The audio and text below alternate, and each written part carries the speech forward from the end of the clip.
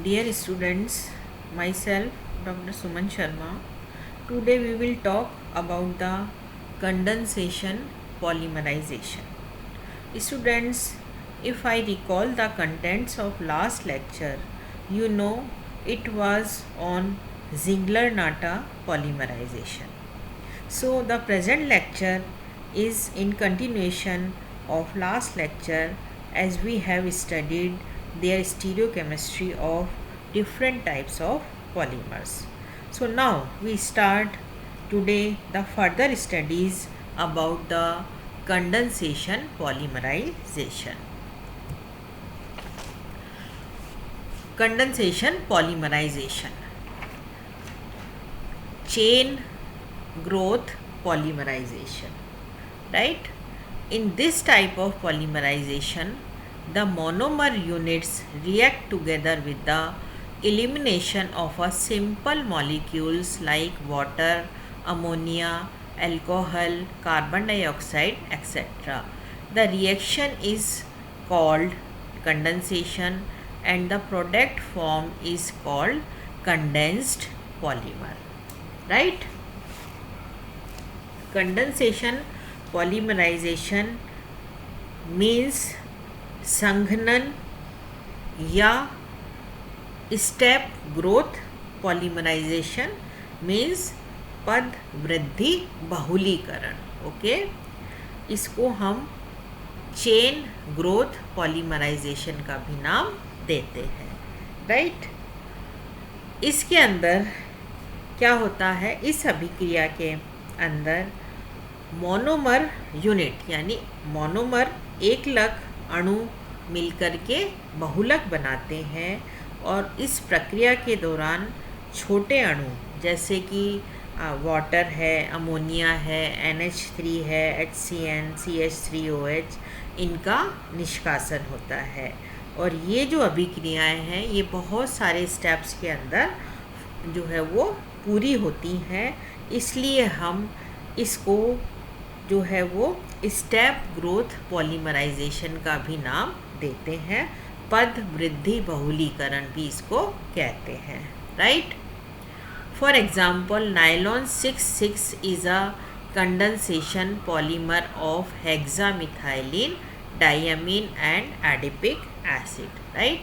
Nylon 6,6 is a polymer, ये एक condense polymer है और ये किसका पॉलीमर है? Hexamethylene diamine C6 and adipic acid C6 का पॉलीमर है, राइट? ये है hexamethylene diamine, it's adipic acid, और ये जो है ये हमने दे रखा है इसका स्ट्रक्चर, ये है नायलॉन 6,6 और वाटर मॉलिक्यूल रिमूव होते हैं, right? Condensation polymerization is also called step और chain growth polymerization. ठीक है, इसको हम जो है स्टेप और चेन ग्रोथ पॉलीमराइजेशन का नाम भी, पद वृद्धि का नाम और श्रृंखला वृद्धि का नाम भी देते हैं. As it involves step-wise intermolecular condensation taking place through a series of independent reaction. इसमें क्या होता है? स्टेप वाइज इंटरमॉलिकुलर कंडेंसेशन होता है और ये जो है ये जो सीरीज होती है ये इंडिपेंडेंट होती है रिएक्शंस पर, right? This type of polymerisation occurs if the monomer unit have more than one similar और डिसिमिलर फंक्शनल ग्रुप, राइट? इसका general mechanism of condensation polymerisation, right? संघनन बहुलीकरण का जो क्रियाविधि है उसको यहाँ पर हमने शो कर रखा है. ये 3 स्टेप्स के अंदर पूरी होती है. फर्स्ट स्टेप में क्या होता है? मोनोमर प्लस मोनोमर, है ना, इसका जो है कंडेंस होते हैं और यहाँ पर AB का फॉर्मेशन होता है. ठीक है, ये क्या है? फर्स्ट स्टेप है. सेकेंड स्टेप के अंदर क्या होता है? ये जो AB है ये रिएक्ट करता है फर्दर A के साथ में, फिर कंडेंस होता है और यहाँ पर हमको ABA मिल जाता है, राइट?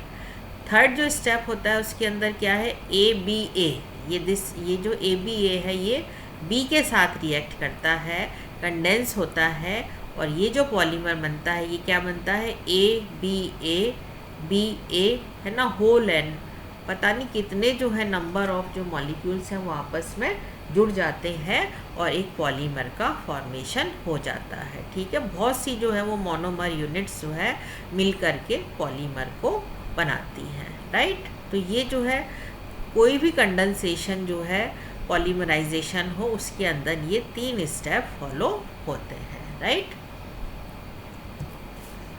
फिर आता है अल्टरनेटिव मैकेनिज्म। स्टेप 1 क्या है, मोनोमर प्लस मोनोमर कंडेंस होकर AB बनाते हैं। सेकंड में स्टेप क्या है, AB और AB दोनों जो है कंडेंस होकर AB and AB whole N, ठीक है ना, ये जो है ये पॉलीमर्स का फॉर्मेशन होता है। Examples of condensation polymers are nylon, dacron, bakelite etcetera. ठीक है ना, these are the examples of condensation polymerisation. Right, nylon है, डेक्रोन है, बेकेलाइट, ये इसके एग्जाम्पल हैं। फिर एग्जाम्पल्स ऑफ कंडेंस्ड पॉलीमर्स। ठीक है, क्या है, फर्स्ट है polyester. These polymers have ester like ester linkage, यहाँ पर क्या होती है, एस्टर लिंकेज होती है इन देयर स्केलेटन। ये वाली लिंकेज जो है वो पॉलीएस्टर के अंदर प्रेजेंट होती है। फिर है ये क्या है, इसके अंदर क्या आता है, टेरेलिन। इसको टेरेलिन को हम कैसे बनाते हैं, preparation, it is obtain by the condensation of ethylene glycol and terephthalic acid. Right,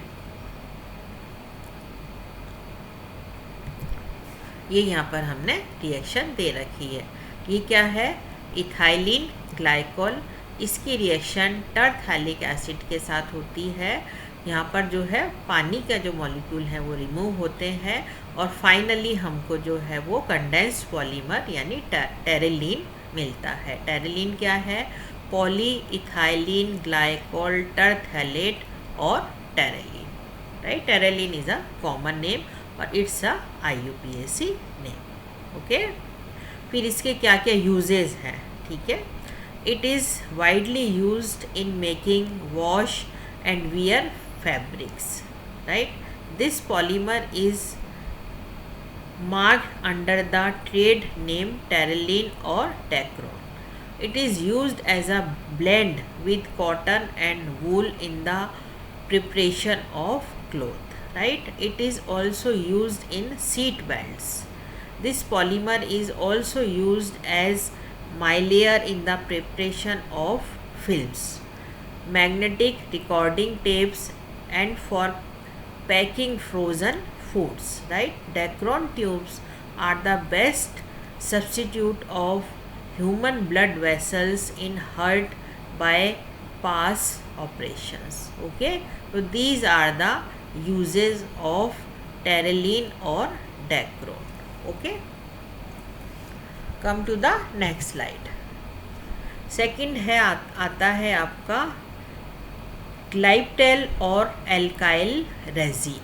ठीक है, glyptal is a general name used for all polymers obtained by the condensation of dibasic acid. Dibasic acid means presence of 2 COH group and polyhydric alcohols. Right, Glyptales resins, a typical alkyl resins, are derived from alcohols and acid to form its anhydride. Okay, इसको हम कैसे बनाते हैं, method of preparation, it is obtained by condensation of ethylene glycol and phthalic acid, removal of water and we get poly